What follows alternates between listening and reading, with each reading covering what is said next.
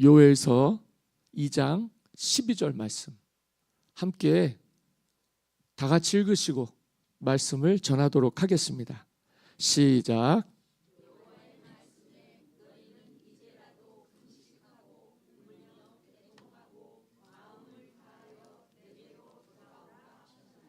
아멘. 여호와의 말씀에 너희는 이제라도 금식하며 울며 애통하고 마음을 다하여 내게로 돌아오라.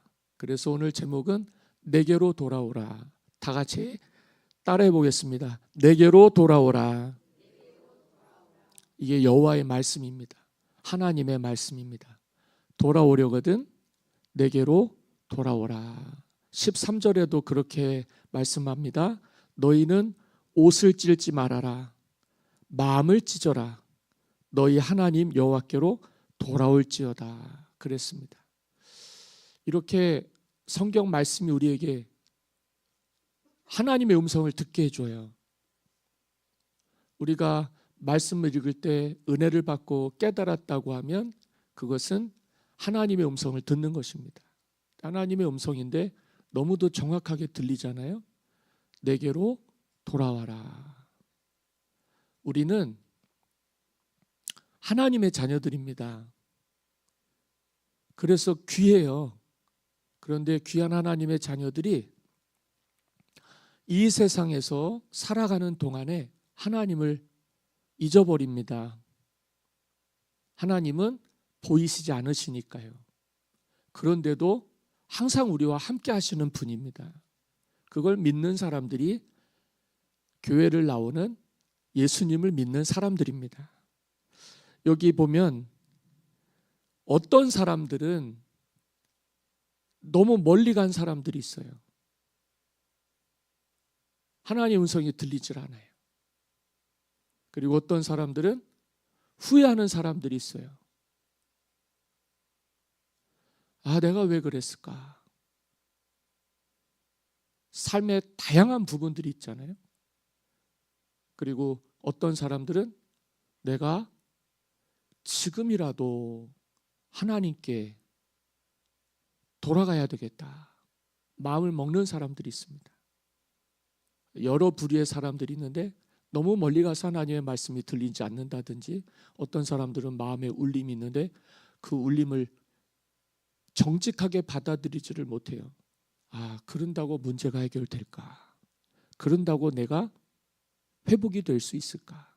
그런데 또 어떤 사람들은 그래, 지금이라도 내가 가야 되겠다. 그런 마음을 갖는다는 거죠. 그런데 여기 보시면 이제라도라 그랬어요. 이제라도. 과연 우리가 생각하는 것처럼 기회가 없는 것일까? 돌아가기엔 너무 늦어버린 것일까? 생각하시는 분들에게 말씀을 드리는 거예요. 아직 괜찮습니다. 이제라도 돌아오시면 돼요. 뭐가 돌아와야 되느냐? 마음이 돌아와야 됩니다. 마음이 돌아서는 걸 뭐라 그러냐면 회개라고 합니다. 우리가 뭐 때문에 주저하느냐? 죄 때문에 그렇습니다. 내가 한 일 때문에 그래요. 내가 주님 떠나서 뭘 했을까요? 죄를 짓고 세상 좋아서 마음 뺏겨서 너무 멀리 갔습니다. 그런데 무슨 문제가 생기느냐? 여기 성경을 보니까 요엘은 남유다의 선지자였어요. 그리고 그 남유다에 죄악이 있었는데 그 죄악은 하나님을 경외하지 않고 금송아지, 바알신, 아세라신을 섬긴 겁니다.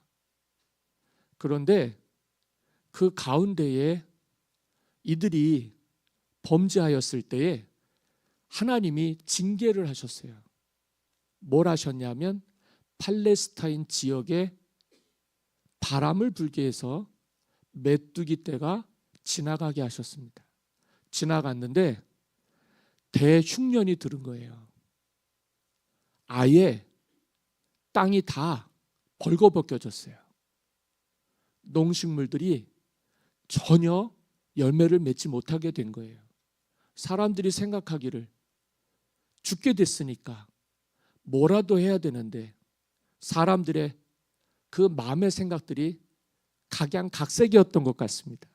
아유, 하나님 우리를 버리셨구나. 고통 속에서요, 절망 속에서요, 그들이 종말을 맞이하는 거예요. 아, 이 세상 끝났구나. 아무리 이 세상이 좋아도요, 하나님이 일으키시는 자연재해를 못 막아요. 정말 어려운 거예요. 근데 하나님 왜 그 방법을 쓰실까? 사랑하시는 사람들이 이 땅에서 자자손손 번성하며 살게 하신 하나님이신데, 그런데 내용을 들여다 보니까 하나님의 백성들이 하나님 잊어버린 거예요. 그래서 주님의 돌보심과 인도하심을 벗어나 버렸어요. 주님 울타리 안에서 주님 보호하심 안에 거하였으면 그게 복이 될 텐데, 막상 세상으로 나아가 보니 주님 없이 살려 하니 모든 것 하나가 우리의 노력과 수고 없이는 하나도 얻어지는 게 없는 거예요. 그래도 하나님 믿고 살았죠. 그런데 하나님이 그들을 불쌍히 여기셔서 메뚜기 떼를 보내신 거예요. 그래서 유대 땅 전체에 아무것도 거둘 수가 없는 엄청난 기근이 오게 됩니다. 이 역사 속에서 남유대가 그들이 당한 이 심판의 고통을 기록을 하고 있고 역사적으로도 있었던 사실이에요. 아, 메뚜기 떼가 지나가기만 해도, 엄청난 메뚜기 떼가 지나가기만 해도 사람들이 살 수가 없구나. 메뚜기가 우리하고 무슨 차이죠? 사람은 사람일 텐데.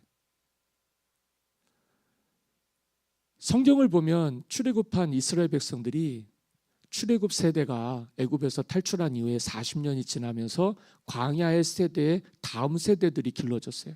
그래서 이들이 하나님 약속하신 땅 가나안 땅에 들어가게 됩니다. 들어가게 될 때 하나님이 각 지파에서 12 정탐꾼들을 차세대 지도자들을 세워서 한 명씩 뽑아다가 가나안 땅으로 들여보내요. 들여보냈는데 돌아와서 보고하기를 10사람이 뭐라 그랬냐면, 우리가 들어갔던 가나안 땅은 젖과 꿀이 흐르는 땅이 맞습니다. 그런데 거기 있는 가나안 사람들은 너무 장대하고요, 우리는요 메뚜기 같더이다, 보잘것없더이다. 그래가지고는 마음이 바싹 쪼그라들었어요. 이거 어떡합니까? 들어가야 되는데 이미 진 거예요. 어디서 졌느냐? 마음에서부터 진 거예요. 뭘 받길래요? 가나안 땅을 보았기 때문에 그렇습니다. 야, 이게 세상이구나. 정말 잘 먹고 잘 살아갔고요, 기골이 장대하고요, 포도주가 그렇게 아름다울 수가 없고 풍성할 수가 없고, 진짜 거기 사는 사람들은 우리가 상대하기에는 너무도 버거운 사람들인 거예요. 그런데 이제 여호수아하고 갈렙이 그러죠. 우리가 하나님이 약속하신 땅을 들어가게 되는데 그들은 우리의 밥이다. 뭐에 먹기에 달려있는 거예요? 마음 먹기에 달려있는 거예요. 누가 있느냐 없느냐의 차이입니까? 하나님이 있느냐 없느냐의 차이예요. 멀리 돌아서 왔어요. 돌아왔으면, 하나님의 부르심이 있었다면 세상을 바라보시면 안 됩니다. 하나님이 그들을 시험하시는 거죠. 테스트하시는 거죠. 우리가 하나님께 돌아갈 마음이 있었는데 세상을 보고 발걸음을 멈춘다면 코앞인데 말이죠. 들어가기만 하면 되는데, 지금까지 인도해 주신 것도 하나님의 은혜인데 그걸 못할까? 거기에 우리의 연약함이 있습니다. 하나님 의지하고 살면 되는데 자꾸 세상을 보는 거예요.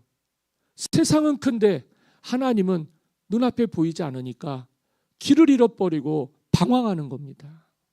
거기다가 엎친 데 덮친 격으로 먹을 게 없어요, 마실 게 없어요. 그러면 꼼짝없이 죽어야 되잖아요. 그런데 그 재앙을 누가 내리셨냐면 하나님이 내리신 거예요. 하나님이 내리셨다면 답도 하나님이 주신다는 것이죠. 환경과 상황을 보는 것이 아니라 주님을 바라봐야 되는 거예요. 목적지가 있고 종착역이 있는데 우리가 기껏 지금까지 인도를 받으면서도 마음이 분열이 돼서 어떤 사람들은 주저앉고 어떤 사람들은 땅을 치면서 원망을 하고 어떤 사람들은 마음을 다잡고 하나님을 바라보는 사람들이 있습니다. 참 신기한 건 그래야만 구원을 받아요. 무릇 지킬 만한 것보다 내 마음을 지켜라. 생명의 근원이 이에서 난다 그랬어요. 사람이 살려면 뭘 붙들어야 되냐면 마음을 붙들어야 돼요. 그 마음은 세상을 바라볼 때 흔들릴 수밖에 없어요. 그래서 그 마음을 붙들어 주시는 주님을 바라보면서 오늘 우리가 믿음으로 나아가야 됩니다. 그게 구원을 주신 하나님의 은혜예요. 하나님이 시작하신 세상입니다. 그리고 이 세상은 하나님이 심판하시는 때가 있으리라고 우리가 믿고 있습니다.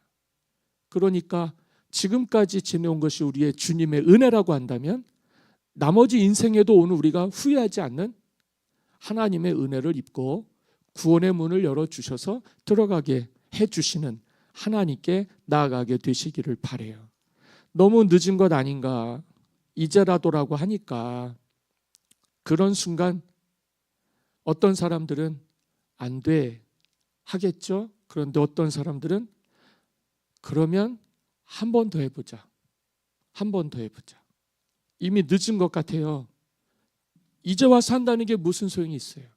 제가 그런 얘기를 연세 많으신 어르신들한테 얘기를 많이 들었어요. 내가 이제 주님 믿어갖고 무슨 교회 일을 하고 무슨 선교를 하고 무슨 봉사를 할 수 있겠느냐. 이제 와서 예수 믿는 게 너무 늦은 게 아니냐. 절대 그렇지 않습니다. 하나님의 부르심에는 후회하심이 없습니다. 날 부르셨다는 건 나를 향한 계획이 있다는 거예요. 하나님의 자녀들이 늦었다. 이제 나는 희망이 없다. 하는 그 시간 주님의 음성을 들으셔야 돼요. 사람의 이야기, 내 생각 판단 의지하지 마시고 늙어도 괜찮고 젊어도 괜찮고 있어도 괜찮고 없어도 괜찮은 거지. 그 다른 무엇들이 나에게 하나님과의 관계에서 무슨 영향이 있겠습니까? 하나님은 모든 육체의 하나님이시니까. 우리를 창조하신 하나님이십니다. 너무 멀리 간 것 같아요. 지금 내가 이런다고 하나님 날 받으시겠는가? 내가 이렇게 예배한들 무슨 의미가 있겠는가? 이제 와서 내가 뭘 할 수 있고 이제 와서 내가 어떤 삶을 살 수 있겠나? 죄로 얼룩진 인생이니까 그런 마음이 드는 거예요. 그래도요, 그런 마음이 들 때가 하나님이 시작하시는 은혜의 때인 줄 믿습니다.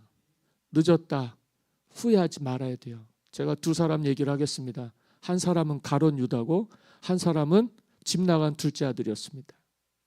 한 사람은 후회만 했고 한 사람은 아버지께로 돌아갔습니다. 누가 잘했습니까? 아버지께로 돌아간 둘째 아들이 잘했죠. 무슨 면목이 있어서 무슨 명분이 있어서 지가 아버지께로 돌아갑니까? 분명히 그런 마음이 있었을 거예요. 그래도 절망 속에서요. 깨닫는 바가 있어서 내가 이제라도 아버지께로 돌아가야 되겠다. 그 마음을 먹었어요. 먹고 나서 돌아가니 저주받았습니까? 복받았습니까? 이걸 아셔야 되는 거예요. 이걸 깨달으셔야 되는 거예요. 돌아갈 수 있다. 그런데 뭐가 문제냐? 내가 문제다. 나를 스스로 정죄하고 나를 스스로 결박을 해서요, 나를 옴싹달싹 못하게, 하나님께로 돌아가지 못하게 하는 마귀의 올무에서 벗어나셔야 돼요. 네가 이렇게 살았는데 하나님께 나아간들 구원을 받을 수 있겠느냐? 왜요? 우리를 지으신 하나님인데, 내 아버지신데 내 아버지께로 돌아가는 게 뭐가 문제가 됩니까? 여러분들을 얽어매고 발목 붙잡고 걸음 나아가지 못하게, 그래 어차피 이렇게 된 거 그냥 세상서 먹고 살다 죽자, 그럴 수도 있어요. 그런데 이런 기회가 없는 거예요. 주님께 나왔을 때 하나님이 말씀하시기를 지금이라도 돌아와라. 이제라도 늦지 않았으니 내게로 돌아와라. 뭐라고 말씀하십니까? 옷을 찢을 필요 없다. 그런 행위는 아무 의미가 없어요. 겉으로만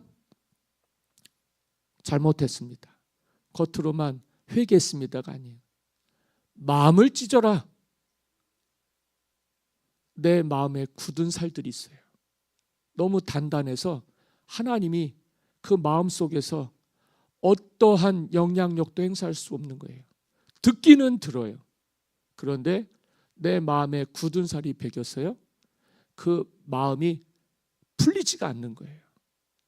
그 마음을 찢으라는 거예요. 그 마음을 벗겨내라는 거예요. 굳은 살을 제거하지 않으면 나를 아프게 합니다.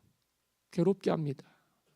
제가 군대에 있을 때 행군을 하다가 작은 모래 알갱이가 들어온가 봐요. 걷는데 엄지발가락 툭 튀어나온 부분에 그게 딱 걸려갖고는 얼마나 괴로운지요. 얼마나 괴로운지요. 거기가 딱딱한 부분이에요. 그런데 거기가 그렇게 굳은 살이 배겨 있으니까 그 작은 알갱이가 건드릴 때 맨살들은 좀 괜찮거든요. 유연하기 때문에. 딱딱하다 보니까 계속해서, 이 군화도 딱딱해요. 연한 발을 자꾸 딛다 보면 발에 성이 나지 않습니까? 작은 모래 하나가 온몸에 미치는데요, 죽을 것 같은 거예요. 그래서 그 굳은 살을 벗겨내는 거죠. 내가 딱딱해진 대로 굳어 있으면 일상생활이 편하지가 않아요. 경직돼 있고 융통성이 없고 사회성이 없으면 막 부딪힙니다. 작은 일에도 굉장히 상처를 많이 받아요. 뭐 이렇게 딛고 뭔가를 하기가 목적도 있고 또 사명도 있는데 여간 걸리적거리고 거추장스러운 게 아니에요. 그래서 그 원인을 제거해야 되는 거예요. 내게도 있고 밖에서도 있고.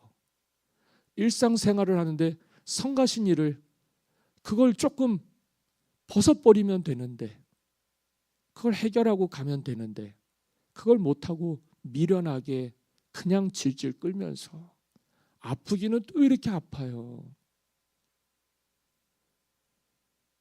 너무 힘든 거예요.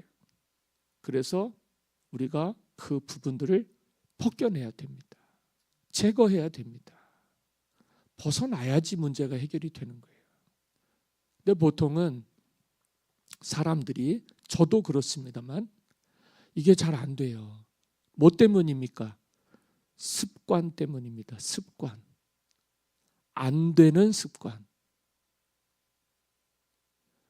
익숙한 우리의 고정된 행동 양식들이 있어요.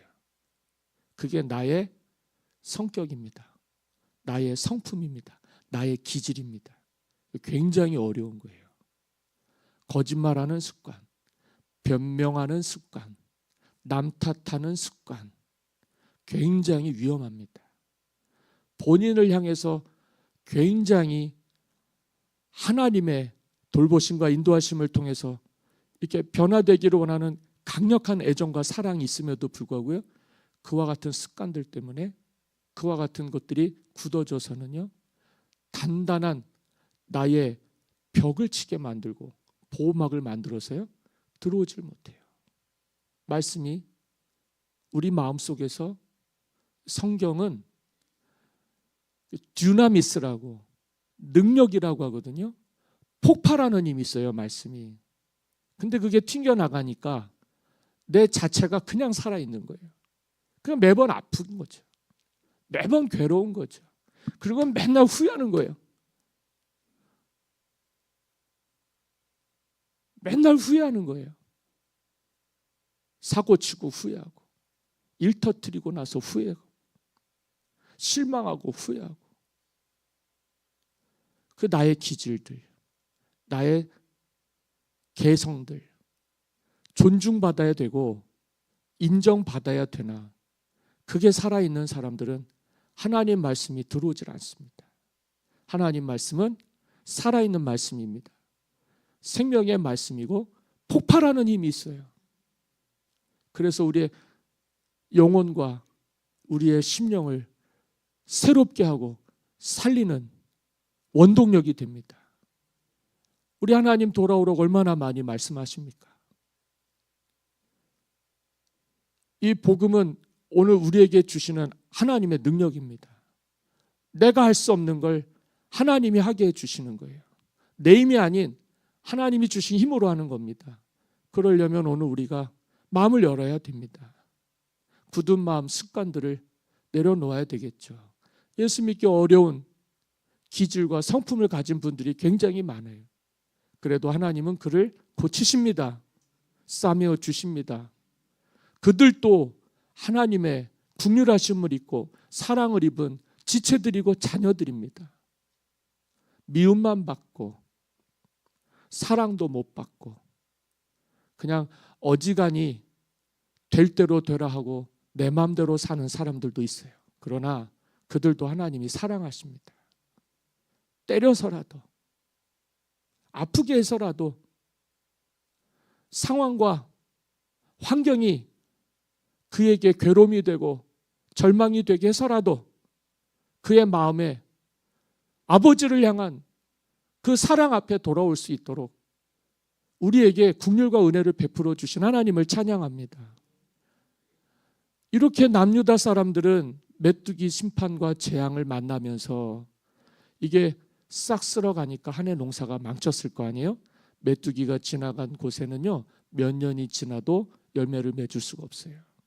그런데 하나님은 그렇게 해서 새 세상을 만들어 주시는 거죠.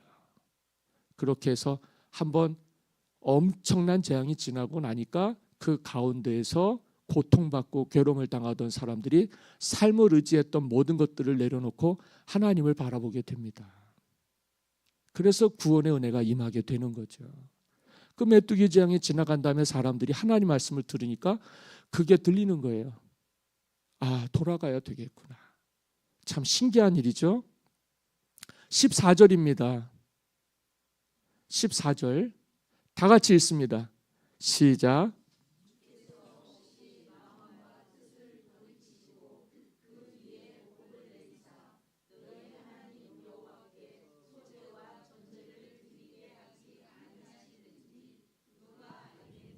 아멘. 여기 소재와 전제가 나오죠. 메뚜기 때가 지나간 다음에 뭘 못했느냐? 남유다 사람들이요, 성전에서 소재와 제사를 드릴 게 없어서 못 드렸어요. 소재와 전제는 아침과 저녁에 하나님께 번제물로 드리는 곡식과 포도주였습니다.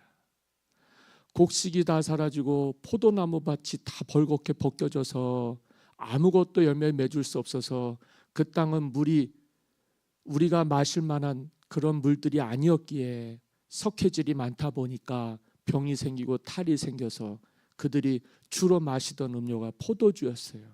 그런데 마실 것도 없죠. 먹을 것도 없죠. 중요한 건 뭡니까? 그들이 그 삶의 기준으로 여겼던, 삶의 근간으로 여겼던 하나님께 드리는 제사가 안 되는 거예요. 뭐가 없어서요? 재물이 없어서요.